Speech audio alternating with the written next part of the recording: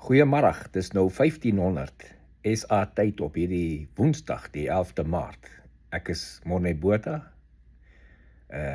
korrespondent, Amerikaanse korrespondent vir Koepel TV regstreeks hier uit Central Tennessee, uit Nashville vandag. En so update op hierdie 11de Maart in terme van die Iran-oorlog.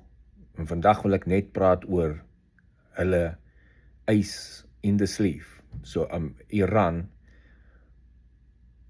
probeer die wêreldekonomie gevange hou deur die Strait of Hormuz te blok en waar meeste olie deurskuif en ander kommers deurskuif. En dit het nogal vir hulle gehelp die eerste paar dae, want ons het gesien hoe die oliepryse opgeskiet het, wat petrolpryse opjaag en kospryse en alles sal opjaag. So hulle probeer die wêreld ekonomies op hulle neerdruk, want hulle weet hulle kan nie meer militêr veg nie, want hulle het amper alles verloor al. So hoe doen hulle dit? Hoe hou hulle die stryd toe? As meeste van hulle vloot gesink is nogal maklik nog so ver. Hulle het toegang tot hulle lê seemyne. So intussen is Amerika nou direk besig om enige ander seemynboot wat nog beskikbaar is uit te haal. As al 16 seemynbote gesink en president Trump het uitgekom en gesê as Iran wel seemyne geplant het sover, sal dit 'n stap in die regte rigting wees as hulle gaan in daai seemyne weer lig uit hulle eie uit. As hulle dit nie wil doen nie en 'n boot word getref met 'n seemyn, dan moet hulle maar die konsekwensies dra van nog ernstiger aanvalle.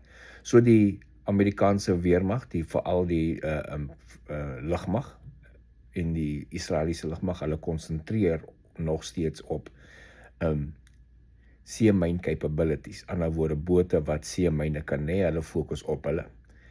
En dan intussen sal Amerika ook met ons eie countermine, ons eie minesweepers deur die Hormuz gaan en die Hormuz skoon hou. Ons het ook gister gesien vir die eerste keer het die US Navy 'n paar olietankers deurgeeskort en hulle is veilig deur die Strait of Hormuz. Dan Israel gaan voort met hulle strikes op Beirut vandag, gister en vandag voortgegaan. Hulle het dit bietjie toegeneem, strikes op Beirut, spesifiek Hezbollah uithaal. En hulle vermoed dat die oorlog teen Hezbollah vanaf Israel, daar in die suide van Beirut, kan langer aanhou as die oorlog tussen Israel en daar in Gaza. So hierdie ding is nog lankal nie verby nie. Ons gaan 10-1 sien waar daar nie meer strikes in Iran is nie, wanneer ons dit terugroep en Iran is nou verby, dat die aanvalle teen Hezbollah nog steeds gaan aangaan na Israel, want Hezbollah skiet rockets nou in noorde van Israel en van Suid-Libanon af. So hulle is maar nog steeds betrokke. Dis nog van vorige fondsing wat hulle van Iran afgekry het. Dan het ons ook gesien Iran het nou begin cluster warheads gebruik in Israel op hulle missiele, van hulle ballistic missiles wat hulle nog nou en dan in Israel inskiet. Van hulle het cluster warheads nou op. 'n Cluster warhead, vir die wat nie weet nie, is die warhead maak oop en dan drop hy so tussen 10, 20 hoeveel verskillende klein bomlets daar uit wat 'n clusterbom is. So hulle gebruik dit nou ook in Israel self.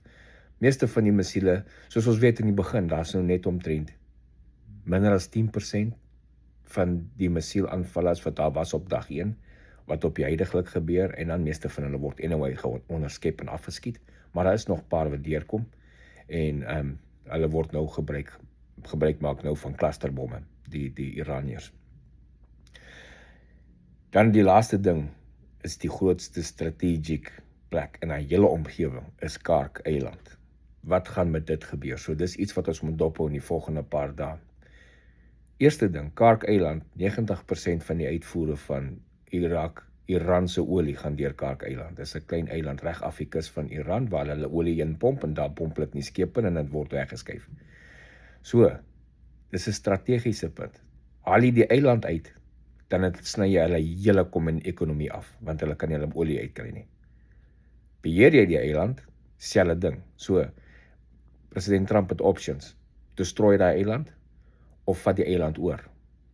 Daar's nogal challenges daaroor, maar dis iets wat ons gaan moet dophou in die volgende paar dae. Dis 10 to 1 ook dinge wat sal definitief opkom met bespreking tussen die twee lande, wanneer hulle nou peace talks doen na die tyd om te keer dat Iran nie verder aangeval word nie, is Kaak-eiland, so dis iets wat ons moet dophou.